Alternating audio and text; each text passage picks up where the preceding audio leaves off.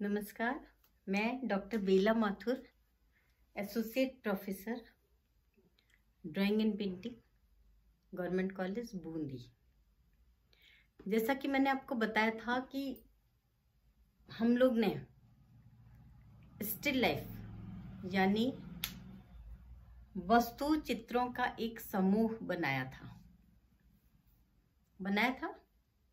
जिसको कि हमने यहाँ पे मैंने आपको पूरा वस्तु चित्र समूह बनाकर बताया था कि किस तरह से वस्तु चित्रों का हम समूह बनाते हैं, जिसमें अगर लंबी चीज होती है तो हम शीट को लंबाई में रखते हैं, यानी लंबी शीट पर बनाते हैं। जबकि अगर आड़ी शीट होती है, मॉडल अगर चेंज है, कुछ चेंज है इसमें, तो हम इसको हॉरिजेंटल यानी आड़ी शीट पर बनाएंगे। ठीक है। और लंबी चीज है तो हम मॉडल को लंबाई में बनाएंगे।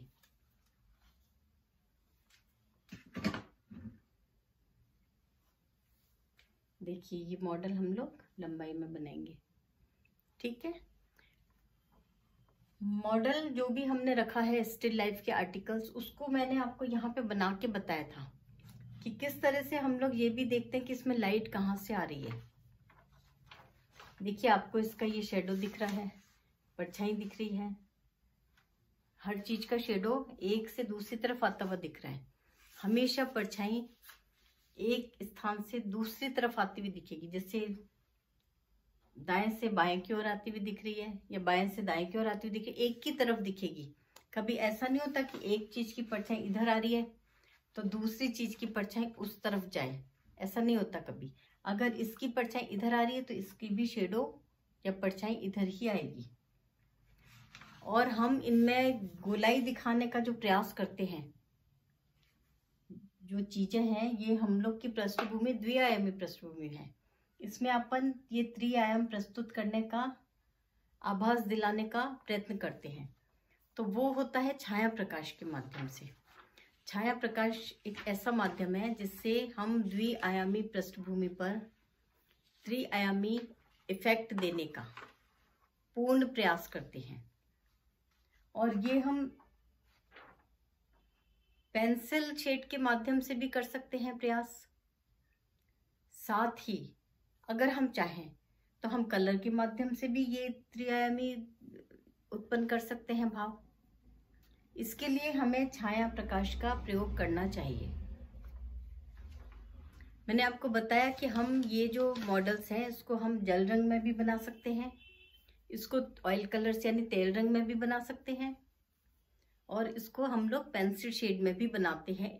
मॉडल बना के देखने के लिए सबसे पहले आप इसको पेंसिल शेड में बनाइए, उसके बाद आप इसमें कलर्स कर सकते हैं। तत्पश्चात जो हमारा फर्स्ट पेपर होता है वो स्टिल लाइफ होता है, जिसमें हम लोग मॉडल्स रखते हैं, कुछ भी चीज रख सकते हैं, और अगले दिन या उसी दिन 5 घंटे बाद हमारा रेंडरिंग का पेपर होता है। दोनों के लिए सेपरेट 5-5 घंटे मिलते हैं। ये पेपर हम चाहें तो एक दिन में 2 पेपर, चाहें तो 2 दिन में ये 2 पेपर कंप्लीट कर सकते हैं। प्रैक्टिकल 1, प्रैक्टिकल 2 है रेंडरिंग, यानी ये जो चीजें बच्ची यहाँ रखी हैं इसको हम रेंडर्ड फॉर्म में बनाते हैं। यानी इसको आप मॉडर्नाइज करके आप इसके अलग अलग पीस कर लीजिए, अलग अलग भाग कर लीजिए। हर भाग की अपनी एक अलग विशेषता है। जैसे आप देखिए, डिब्बा है, डिब्बा लंबाई में है, हम डिब्बे को लंबाई में डिब्बा हम बनाते हैं, उसके हम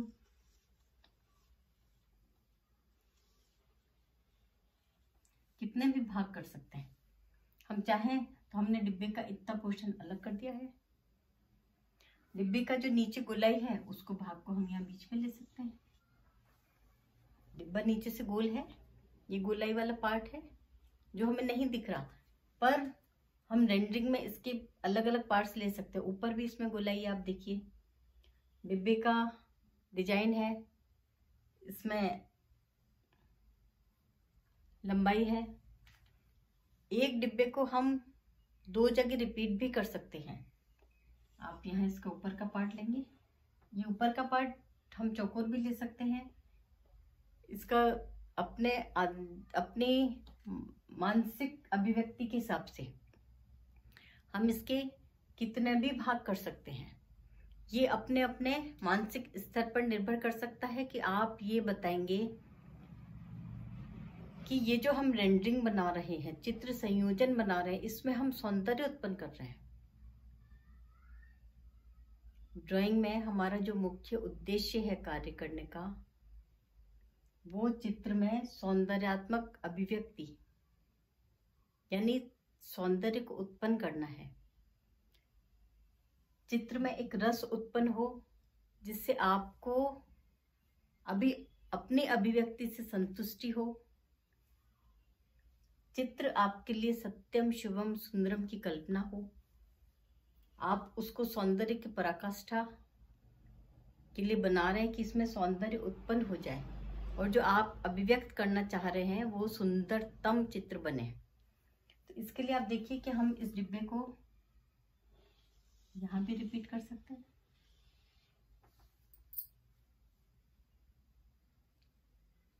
अब अमरूद बना सकते हैं। इसका क्या है करेक्टर? अमरूद का जो बेसिक करेक्टर है वो क्या है? अभी हमने जो बनाया ये हमें सिर्फ सामने की लाइन दिख रही है, ठीक है। आपने अमरूद बना दिया, लेकिन अमरूद का जो करेक्टर है वो क्या है? अमरूद के अंदर छोटे बीज हैं। बीज है नहीं है? उसको हम लोग जो बीज बनाते हैं वो भी हम कहीं ना कहीं इस चीज को जरूर दर्शाएंगे कि अमरूद के बीज।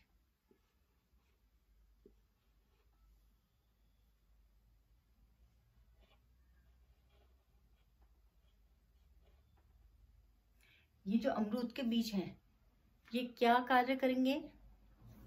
जो हमने चित्र बनाया है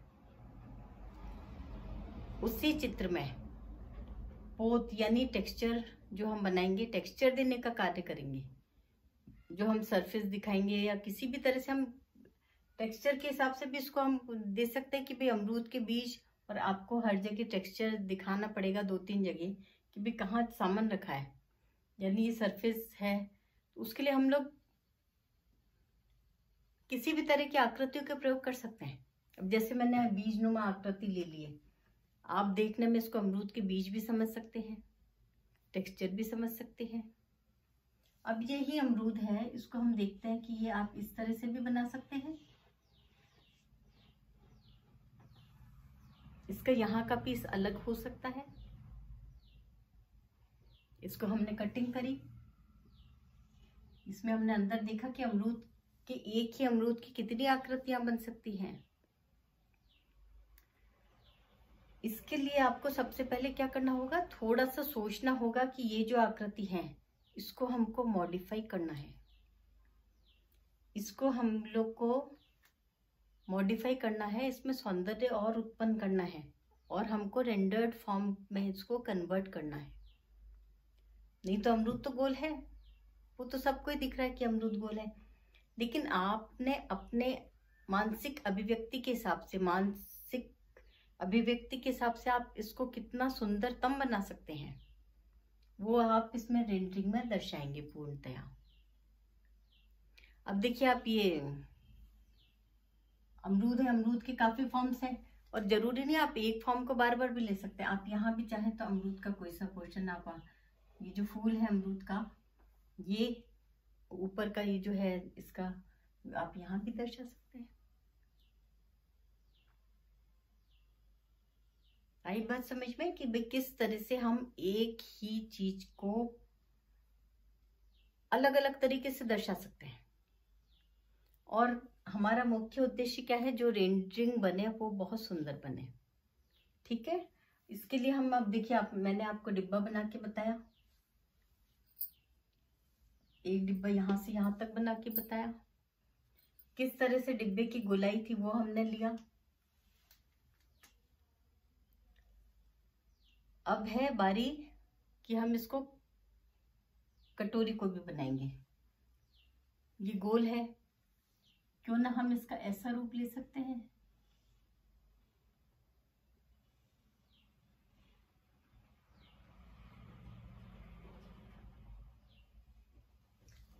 हम इसको चौकोर रूप में भी बना सकते हैं, जैसे मैथ्स में होता है ना, गणित में आयताकार, त्रिभुजाकार। इसी कटोरी को हम त्रिभुज आकार भी दे सकते हैं कि किस तरह से वो कटोरी त्रिभुजाकार आकार में अपन कंप्लीट कर रहे हैं।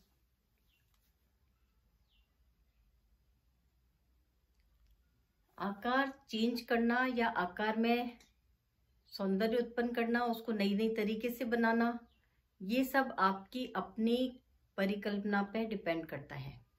आपका मन जितना कल्पनाएं करेगा उतना अच्छा आप रेंडरिंग बना पाओगे। ये हम पर निर्भर करता है कि हम रेंडरिंग को कितना ज्यादा सुंदरता से बना सकते हैं, एक ही चीज को कितने सौंदर्यात्मक ढंग से अलग अलग तरीके से प्रस्तुत कर सकते हैं। ये है अपनी रसानुभूति या सौंदर्यपूर्ण अभिव्यक्ति और एक सौंदर्यपूर्ण, इसको सौंदर्यपूर्ण एक अपनी परिकल्पना और इसको अभिव्यक्ति का एक माध्यम है कि हम कितनी सुंदरता से किसी चीज को बना सकते हैं। ये चीज कहलाती है रेंडरिंग।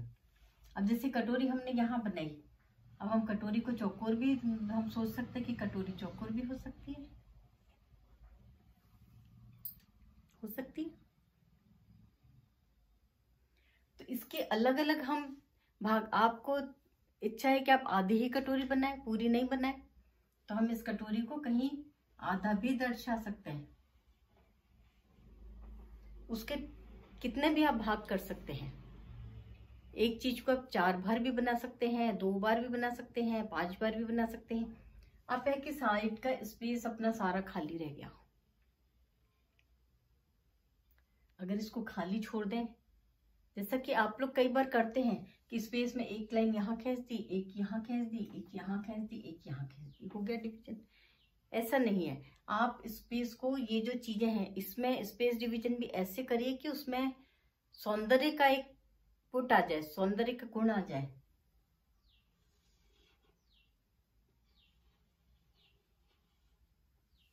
यहां से आपने इसके 2 भाग कर दिए,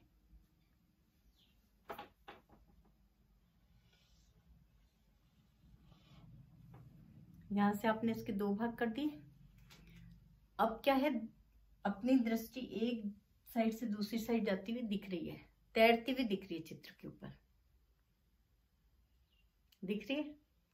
अब हम क्या करेंगे कि ये जो साइड का स्पेस खाली छूटा है, साइड का स्पेस आप देखिए खाली छूट रहा है ना, अगर हम यहाँ भी एक ही कलर कर देंगे और यहाँ भी एक ही कलर कर देंगे, तो देखिए उसमें कहीं ना कहीं हमारा दृष्टि भंग होगा कि भाई यहाँ पूरा खाली छूट गया और बीच में अपन ने, जैसे ट्रेन होती है ना कि लंबाई चीजें बना दी, तो उसको, उस दृष्टि को पूरे रेंडरिंग में तैराने के लिए हम लोग को क्या करना होगा, ये जो 2 साइड जगह छूटी है ना, इसमें भी कुछ ना कुछ डिवीजन ऐसा करना होगा कि रेंडरिंग अट्रैक्टिव लगे। इसके लिए हम क्या करेंगे, इसको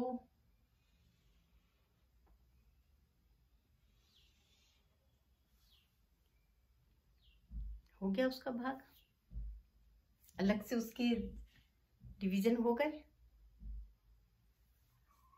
साइड का जो भाग है उसका डिवीजन हो गया। अब आपको जो दृष्टि एक साइड से दूसरी साइड जाती हुई लग रही थी, उसमें कहीं ना कहीं बीच में रुकावट आई है।